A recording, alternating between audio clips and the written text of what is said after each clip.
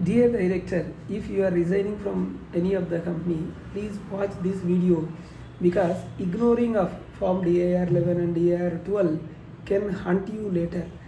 In this video, I will explain you the complete process of resignation under Section 168 of Companies Act 2013, and what about form filing DIR-11, what is the importance of DIR-12, and what are the responsibilities of the company and what is the responsibility of the director after resignation. So I will cover Section 168 legal provisions, effective date. There is an importance for effective date of resignation and filing of Form DIR-11 and filing of Form DIR-12 by the company, and what are the common mistakes generally company will do and directors will do after resignation. In detail I will discuss. First we will go to Section 168, what it says. Section 168 of Companies Act 2013 governs the resignation of the director. It clearly provides that director may resign from the office by giving a written notice to the company. So this will be addressed to the board of directors of the company. When does a director's resignation become effective? This is a confusion to many of the directors. A director's resignation become effective either from the date of the company receives the resignation letter, I'll give you the example, or any later date mentioned in the letter. Any later date, effective resignation mentioned in the letter, whichever is earlier. Example, if the company receives resignation letter on 1st October 2025, even though letter dated in the month of December, but company received on 1st October 2025. Resignation letter received by managing director of the company on 1st October 2025. And the letter, in the letter it is mentioned that it mentions 30th October as the effective date. In the resignation letter, director mentioned that my resignation is effective from 30th October. So 1 month advance notice he has given. So here the resignation will take effect from 30th October 2025. This is clear? Even though letter dated in the month of December and he submitted in the month of October 1st and received by the company on October 1st, but effective date mentioned in the letter is 30th October, then the resignation effective is 30th October 2025. Clear? Then what are the company's obligation now after receiving the resignation? Now what company has to do? First we will discuss what company has to do, then we will discuss what director has to do. See, once the company receives the resignation, then it must place it before the board in the next meeting. So whoever is receives, he has to place before the board in next board meeting.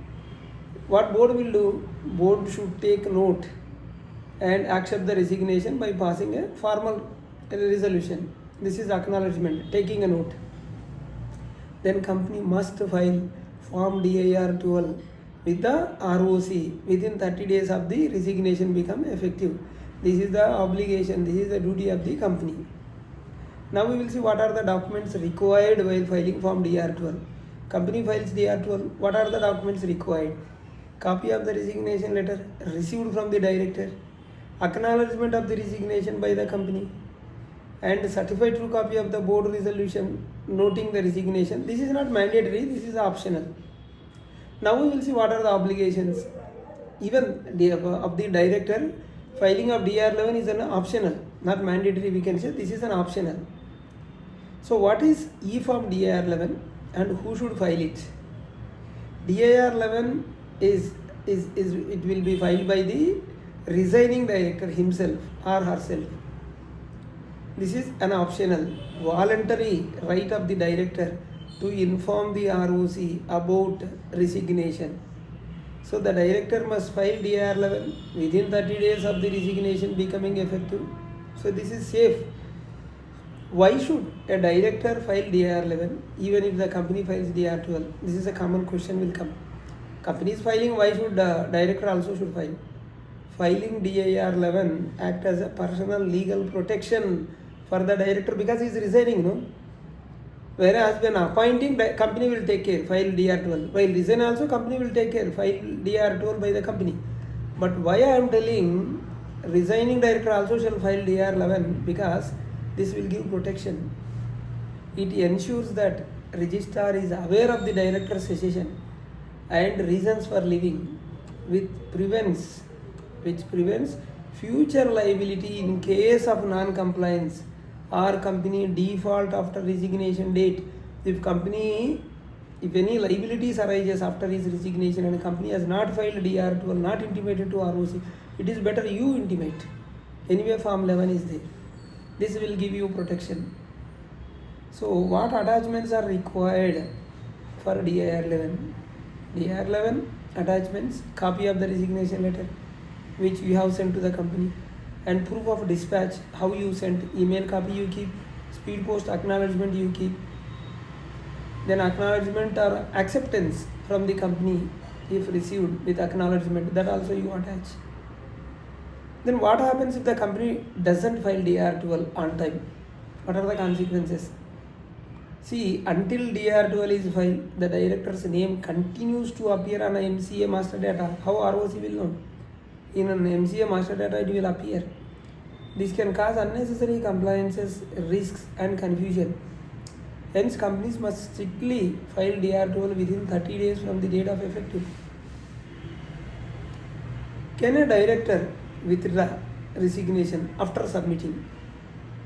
He can, yes, but only if the company has not yet accepted the resignation through a board resolution and the effective date has not arrived, then you can take. Once the resignation becomes effective or DIR-12 is filed, no. Now it cannot be withdrawn. Again you have to come to the process, again appointment process. You cannot withdraw resignation. Once it is approved by the board, once it is filed DIR-12. So what are the internal records should the company update after resignation? Once director is left, then what the company duty to file internal records updation? Register of directors will be there, no? There, register of directors and KMP under section 170 subsection 1, you have to update the register. And while filing MGT 7, annual return MGT 7 or MGT 7A, to reflect cessation of the director, you have to mention the details. What are the common compliance mistakes generally which can be avoided? So, not filing DIR-12 within 30 days timeline, that is a common mistake. Filing without attaching a signed resignation letter, that is also a mistake. Mentioning wrong effective date, because some people still confuse, because director letter dated December, submitted in the month of October 1st, and where resignation effective mentioned 30th October. So people will confuse what is the effective date. And not updating internal registers post filing. So this is the duty of the company secretary, has to take care, update the register once director left, and not ensuring director files DIR-11 for personal protection, even though it is not mandatory, but it gives a protection. File DIR-11, that will give you protection. What if the director DSC expires before filing DIR-11? Generally, this is a practical example we will see. Some director says, no sir, my DSC got expired. What happens if you renew it? Because filing of DIR-11 will give protection, no? So if DSC expired, you renew the DSC and file DIR-11. Alternatively, the filings, company filings DIR-12 will still reflect a cessation, but personal record, renewal and filing of DIR-11 for your personal protection, I will strongly recommend DIR-11 also. How can a professional ensure smooth compliance? I will give you tips. Maintain written proof of resignation dispatch. Keep board resolutions ready and certified. File both forms DIR-11 and DIR-12 within timelines, and cross-check MCA master data for cessation status, whether it is updated or not. Is there any penalty for default? If the company fails to file DIR-12 within the prescribed period, it will attract additional fees.